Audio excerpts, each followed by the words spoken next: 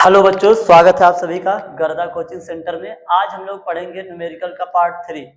हमने आप लोगों को दर्पण से रिलेटेड न्यूमेरिकल की पार्ट 2 बना चुके हैं। अब ये तीसरा न्यूमेरिकल का पार्ट होगा जिसमें हम लोग पढ़ने वाले हैं न्यूमेरिकल के बारे में। ठीक है, तो हमने 3 सवाल लिए हैं। आवर्धन क्षमता से रिलेटेड सवाल हमने कहा था कल करवाएंगे, तो उसी के से रिलेटेड हम लोग आज सवाल पढ़ेंगे। इसके पहले हम 2 वीडियो बना चुके हैं। ठीक है, 2 वीडियो में हम दर्पण के सवाल करवा चुके हैं। अगर आप लोगों ने नहीं देखे हैं तो एक बार आप लोग देख करके आइए। ठीक है, बहुत अच्छे से न्यूमेरिकल हमने उसमें करवाए हैं, आप लोग एक बार देख लीजिए।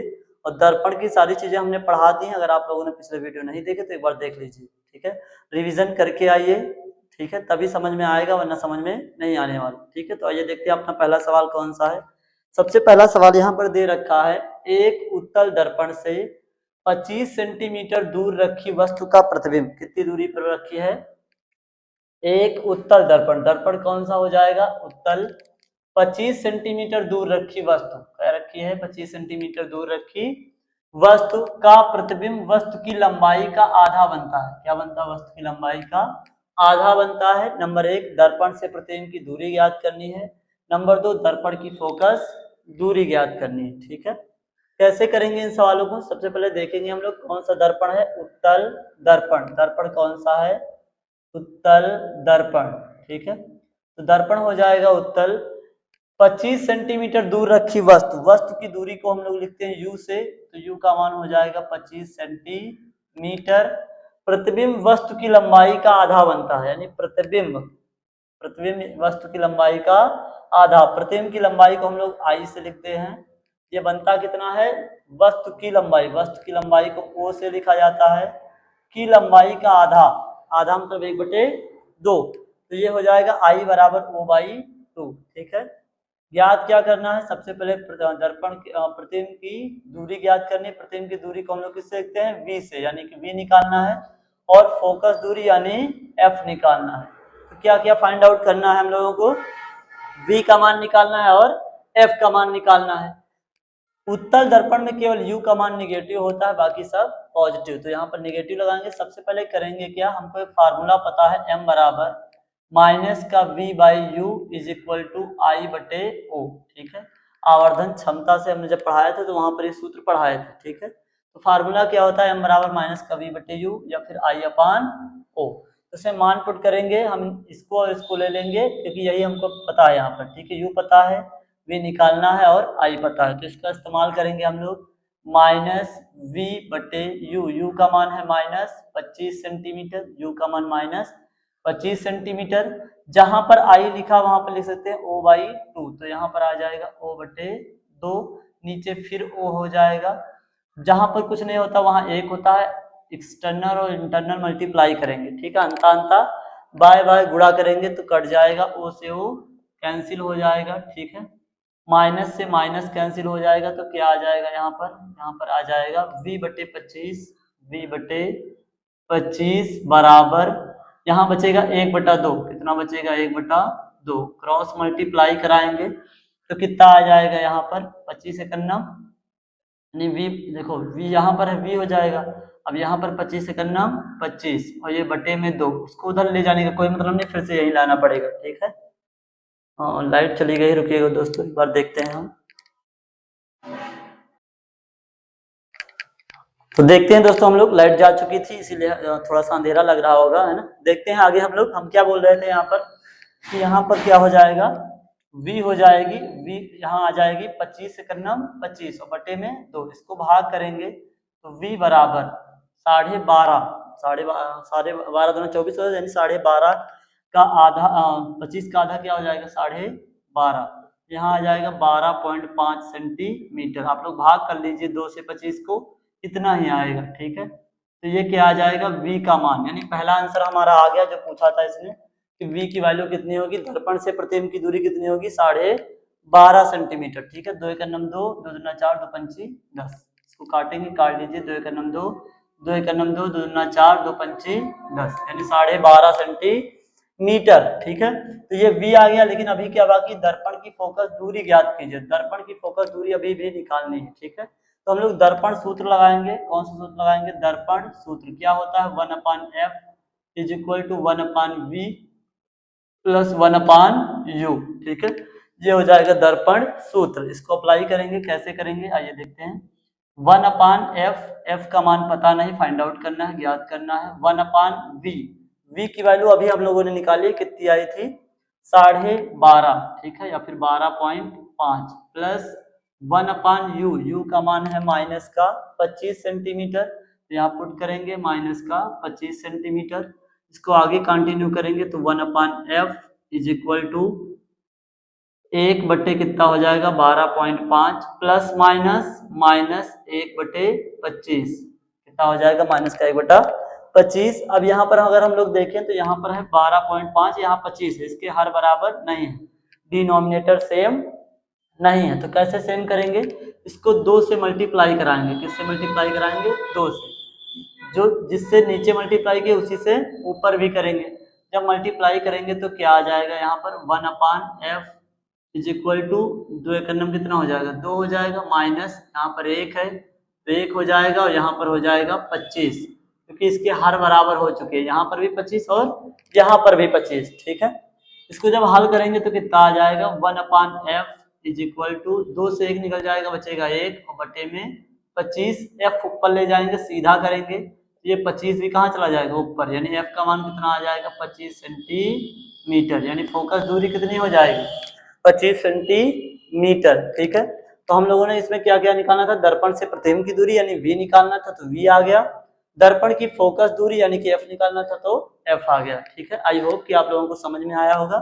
तो आगे बढ़ते हैं हम लोग, अगला सवाल देखते हैं। अब दूसरा सवाल दे रखा है एक 10 सेंटीमीटर फोकस दूरी वाले, कितने सेंटीमीटर 10 सेंटीमीटर फोकस दूरी वाले अवतल दर्पण, दर्पण कौन सा है अवतल, अवतल दर्पण से कितनी दूरी पर वस्तु रखी जाए, वस्तु की दूरी निकालनी है, ठीक है, रखी जाए जिससे 5 गुना बड़ा प्रतिबिंब बने। कितने गुना बड़ा प्रतिबिंब बने 5 गुना बड़ा प्रतिबिंब बने, जबकि प्रतिबिंब क्या है वास्तविक।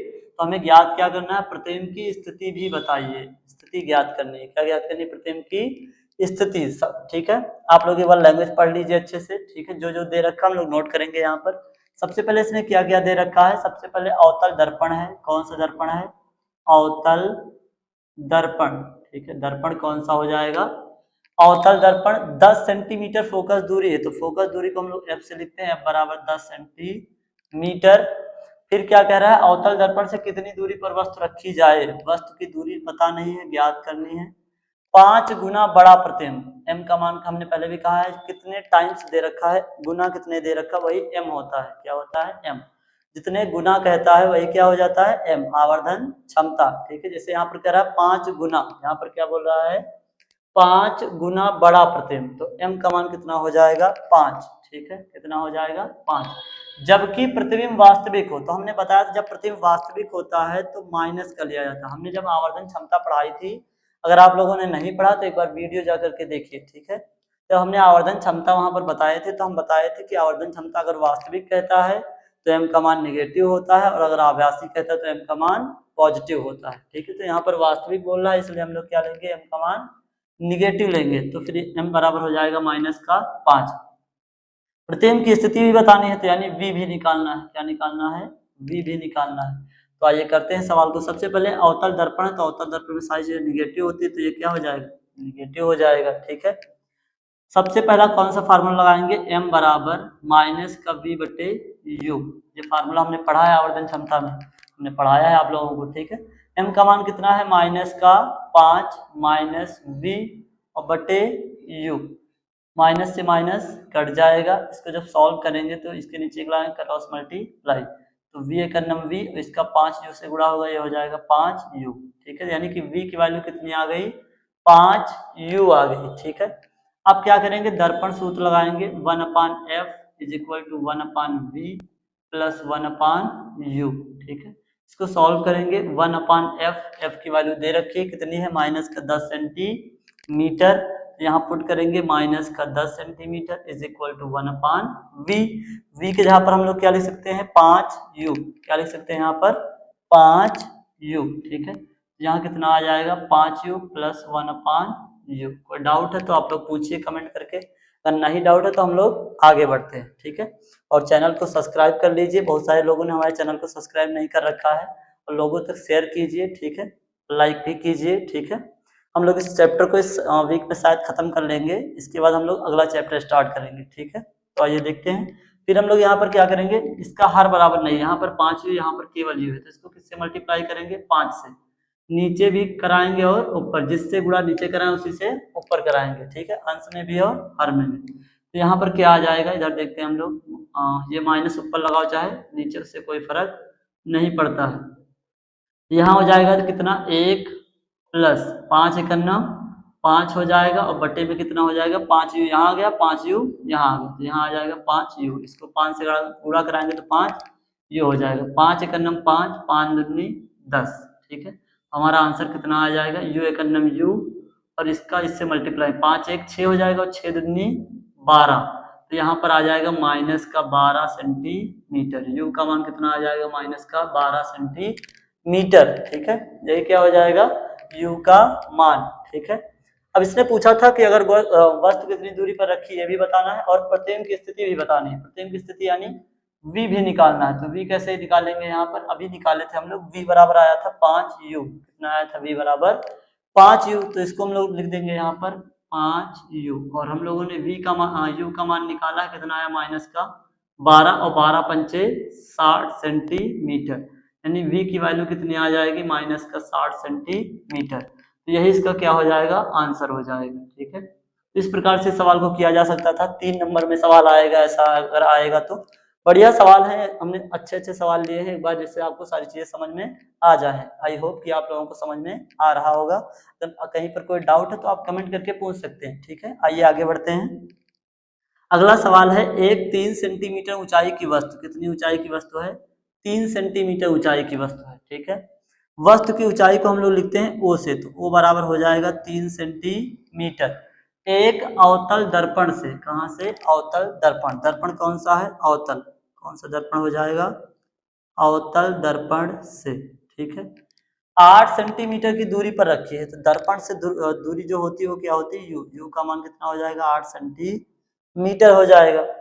जो 4.5 सेंटीमीटर ऊंचाई का आभासी प्रतिबिंब बनाती है, प्रतिबिंब की ऊंचाई को हम लोग किससे लिखते हैं, आई से, तो आई बराबर कितना दे रखा है, 4.5 सेंटीमीटर। प्रतिबिंब कैसा है, आभासी, यानी सीधा प्रतिबिंब बन रहा होगा, कैसा बन रहा होगा, सीधा। प्रतिबिंब की स्थिति ज्ञात करनी है, यानी कि प्रतिबिंब की स्थिति का मतलब v निकालना है, और क्या निकालना है, फोकस दूरी यानी f निकालना है। तो दो चीजें बतानी है, v और f, ठीक है। तो इसको कैसे सॉल्व करेंगे, सबसे पहले वही सूत्र लगाएंगे, m बराबर क्या होता है, माइनस का v बटे u बराबर i बटे o।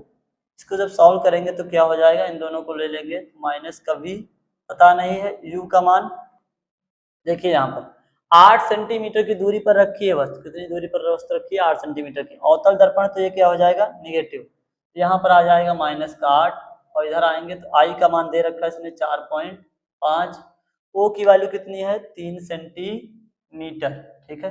तो हल करेंगे इसको, माइनस से माइनस कट जाएगा, 3 एकम 3 और 15 कितना होता है, 45, या फिर 3 एकम 3 बचा 1, 3 25 15।